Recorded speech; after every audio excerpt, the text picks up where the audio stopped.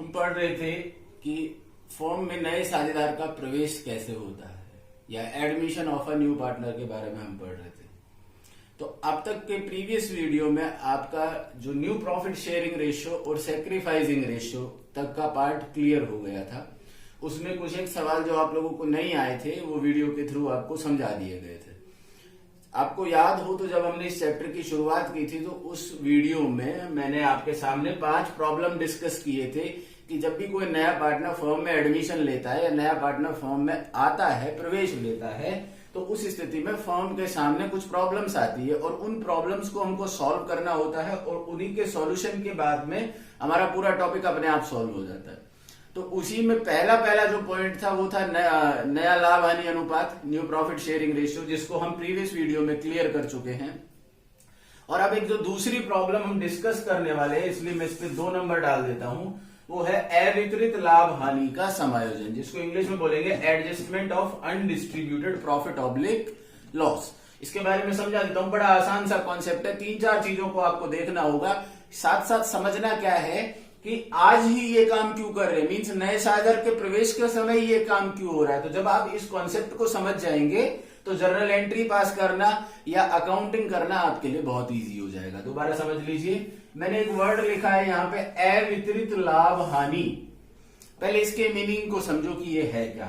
आपको सामने दिख रहा है अवितरित, वितरित का मतलब बांट देगा और अवितरित का मतलब जिसको अभी बांटा नहीं गया है, मतलब जिसको आपस में डिवाइड नहीं किया गया है, अनडिस्ट्रीब्यूटेड बोलते हैं। ठीक है, लाभ हानि आप सब जानते ही हो कि ऐसा प्रॉफिट या लॉस, अब इसको मैं एक प्रॉपर डेफिनेशन कैसे इसकी देंगे कि अवितरित लाभ हानि से आज से ऐसे लाभ हानि से है जिन्हें अभी साझेदारों के मध्य बांटा नहीं गया है, मतलब जिसको अभी वितरित नहीं किया गया, बांटा नहीं गया है, डिस्ट्रीब्यूशन नहीं किया गया है, जिसका समझ गए होंगे। क्योंकि देखो पार्टनरशिप फर्म के बारे में अपन पढ़ ही रहे हैं। पार्टनरशिप में होता क्या है कि जो भी प्रॉफिट लॉस होता है उसको साझेदार आपस में बांट लेते हैं, लेकिन कई बार क्या होता है कि सिचुएशन ऐसी होती है कि अभी डिस्ट्रीब्यूशन नहीं किया गया। और डिस्ट्रीब्यूशन आपको पता है P&L एप्रोप्रिएशन अकाउंट से होता है, हमने P&L एप्रोप्रिएशन अकाउंट पढ़ाई है, उससे बांटते हैं। लेकिन वो कब बनाया जाता है? वर्ष के अंत में। लेकिन बीच में अगर किसी साझेदार का अपन प्रवेश करा रहे हैं, अभी कोई साझेदार आ रहा है, तो जो भी लाभ हानि होगा उसको अभी तक साझेदारों के बीच में बांटा नहीं गया होगा, उसको हम अवितरित लाभ हानि कहते हैं। अच्छा, इसी का ही एक दूसरा नाम है संचित लाभ हानि, जिसको हम एक्यूमुलेटेड प्रॉफिट या लॉस भी बोलते हैं। ठीक है, एक्यूमुलेटेड का मतलब इकट्ठा किया हुआ, इकट्ठा तो किया है लेकिन अभी उसको आपस में डिवाइड नहीं किया गया है, तो उसको कहते हैं अवितरित लाभ हानि। ये बात समझ गए होंगे आप।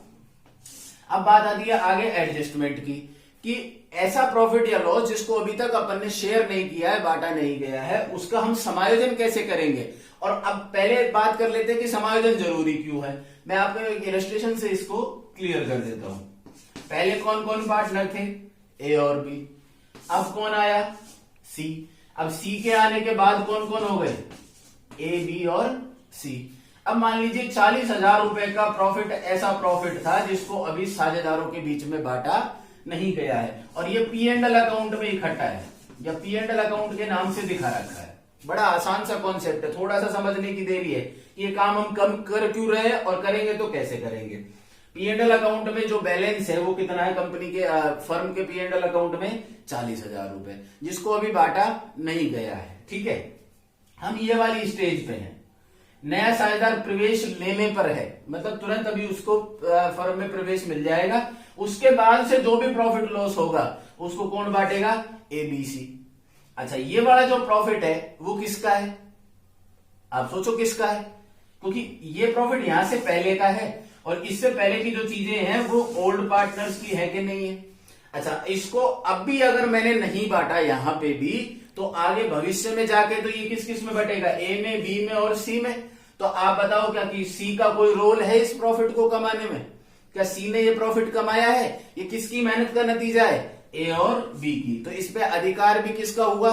ए और बी का। तो मतलब क्या बात हुई कि अभी अगर कोई ऐसा प्रॉफिट लॉस है जिसको अब तक बांटा नहीं गया है, तो नए साझेदार के प्रवेश से पहले उसको पुराने साझेदारों में पुराने अनुपात में बांटना जरूरी है। पुराने साझेदारों में भी क्यों बांटा? क्योंकि साफ सीधी सी बात है, कमाया किसने? ए और बी ने, तो इसका डिस्ट्रीब्यूशन ये मिलेगा किसको, ए और बी को। अब बात आती है कि पुराने अनुपात में क्यों मिलेगा, क्योंकि पुराने अनुपात में इसलिए मिलेगा क्योंकि इन्होंने जो पहले ये भी बिजनेस कर रहे थे तो ओल्ड रेशियो में तो कर रहे थे, तो जो भी प्रॉफिट लॉस हुआ होगा उस पे अधिकार पुराने साझेदारों का होता है और पुराने अनुपात में ही होता है। इससे आगे ये नहीं बटेगा। आगे क्यों नहीं बटेगा, क्योंकि सी का कोई रोल नहीं है। अब आप कहोगे कि नहीं आगे भी बढ़ सकता है, बिल्कुल नहीं बढ़ सकता, क्योंकि एक सिचुएशन और है। चलो ये तो प्रॉफिट है, अब इस प्रॉफिट की जगह मान लो 20,000 का लॉस होता, उस कंडीशन में ये दोनों कह देते कि हम तो इसको यहां बांटते हैं, तो क्या सी लेगा क्या ऐसा लॉस को, जो काम ही नहीं किया उसने। तो ऐसी स्थिति में जो भी प्रॉफिट लॉस होता है, अनडिस्ट्रीब्यूटेड जो भी प्रॉफिट लॉस है, उसको नए साझेदार के प्रवेश के समय पुराने साझेदारों में पुराने अनुपात में बांटा जाता है, ना कि नए साझेदारों में नए अनुपात में। तो एडजस्टमेंट क्या बना, नया समायोजन क्या आया हमारे सामने कि अवितरित लाभ हानि को पुराने साझेदारों में पुराने अनुपात में बांटा जाता है। ये हमारा आज का कॉन्सेप्ट है। आप इस चीज को समझ गए होंगे, ठीक है, क्लियर है ये चीज। दोबारा बता देता हूं, अवितरित लाभ हानि का मतलब ऐसे लाभ हानि जिनको अभी तक साझेदारों के मध्य में बांटा नहीं गया है, ठीक है। और अब उसको बांटना जरूरी क्यों है, क्योंकि उस पर अधिकार पुराने साझेदारों का पुराने अनुपात में ही है, ठीक है।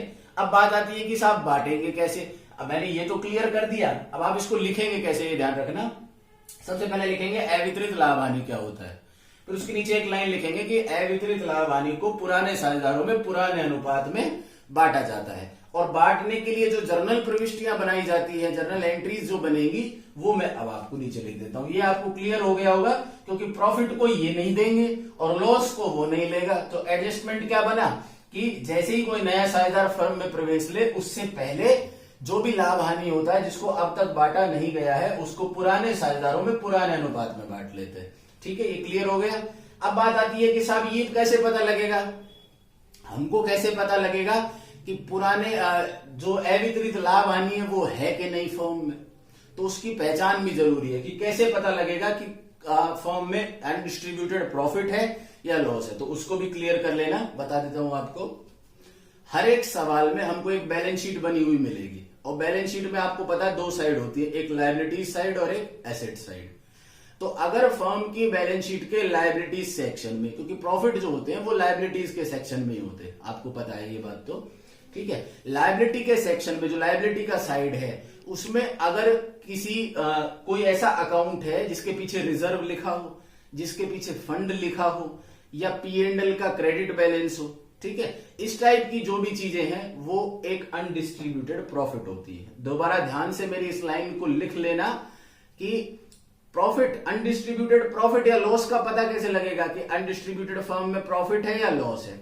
तो अगर फर्म की जो लायबिलिटीज का सेक्शन है, हम सबसे पहले निगाह दौड़ाएंगे और सबसे पहले लायबिलिटीज के सेक्शन को देखेंगे। लायबिलिटीज के सेक्शन में अगर हमको किसी के पीछे रिजर्व लिखा मिले, जैसे जनरल रिजर्व, क्लियर है ना, किसी चीज के पीछे फंड लिखा मिले, रिजर्व फंड, ठीक है, या P&L मिले, तो वो सारे तो अनडिस्ट्रीब्यूटेड प्रॉफिट है। किस किस नाम से हो सकता है लायबिलिटी के सेक्शन में, किसी के पीछे रिजर्व हो, किसी के पीछे फंड हो, और P&L का क्रेडिट बैलेंस, ठीक है, ये तो प्रॉफिट है, अनडिस्ट्रीब्यूटेड प्रॉफिट है। अब बात आती है कि लॉस कहां मिलेंगे, तो लॉस मिलेंगे आपको असेट के सेक्शन में, क्योंकि असेट के बैलेंस भी DR होते हैं और लॉस जो होते हैं उनके बैलेंस भी DR होते हैं। तो जो भी हमारे लॉस होंगे अनडिस्ट्रीब्यूटेड लॉस, वो सब कहां मिलेंगे, असेट के सेक्शन में। किस नाम से मिलेंगे कि एक तो P&L के नाम से मिलेंगे। P&L के दो बैलेंस होते हैं, क्रेडिट बैलेंस होता है वो लायबिलिटी में जाता है, डेबिट बैलेंस होता है तो असेट में जाता है। P&L का क्रेडिट बैलेंस जो है वो एक लायबिलिटी है, ठीक है, और P&L का डेबिट बैलेंस जो है वो असेट है, और एक हमारे लिए नुकसान है और एक हमारे लिए फायदा है। तो मैं अगर बात करूं कि अनडिस्ट्रीब्यूटेड जो लॉस होगा वो किस नाम से होगा, पहली बात तो किस साइड में होगा, असेट के साइड में होगा। किस नाम से होगा कि एक तो होगा हमारा P&L के नाम से, और एक एडवर्टाइजमेंट सस्पेंस के नाम से भी ऐसा लॉस हो सकता है। तो सबसे पहले आपको दोबारा क्लियर कर देता हूं, आज के वीडियो की जो बातें आपको नोट करनी है वो एक तो ये है कि अवितरित लाभ हानि होती क्या है, ये मैं आपको क्लियर कर चुका हूं। ऐसे लाभ हानि जिनको अभी तक साझेदारों के मध्य बांटा नहीं गया है, अवितरित लाभ हानि कहलाते हैं, ठीक है। दूसरी बात आप क्या नोट करोगे कि अवितरित लाभ हानि को नए साझेदार के प्रवेश के समय पुराने साझेदारों में पुराने अनुपात में बांटा जाता है। क्यों बांटा जाता है मैंने क्लियर कर दिया, क्योंकि प्रॉफिट लॉस इन्होंने ही कमाए थे, प्रॉफिट होगा तो भी यही लेंगे और लॉस होगा तो भी यही लेंगे, इसमें उसका कोई रोल नहीं है। और एक तीसरी बात जो इंपॉर्टेंट है कि प्रॉफिट किस नाम से मिलेंगे और लॉस किस नाम से मिलेंगे, दोबारा क्लियर कर देता हूं। प्रॉफिट जो है वो लायबिलिटी में मिलेंगे, किसके नाम से, जिसके पीछे रिजर्व लिखा हो, जिसके पीछे फंड लिखा हो और P&L का क्रेडिट बैलेंस, ठीक है, मतलब लायबिलिटी में है तो क्रेडिट बैलेंस ही हो गया। और अगर लॉस होगा तो वो किस नाम से मिलेगा, असेट के साइड में मिलेंगे, किस किस नाम से, एक तो P&L के नाम से और एक एडवर्टाइजमेंट सस्पेंस के नाम से। आपके जो कॉन्सेप्ट है उनमें इतना ही होता है, ठीक है। अब अगले वीडियो में हम पढ़ेंगे कि इसकी जर्नल एंट्री कैसे बनाएंगे, प्रॉफिट के डिस्ट्रीब्यूशन की कैसे बनाएंगे और लॉस के डिस्ट्रीब्यूशन की कैसे बनाएंगे। आज के वीडियो में आपको इतना ही नोट करना। Thank you.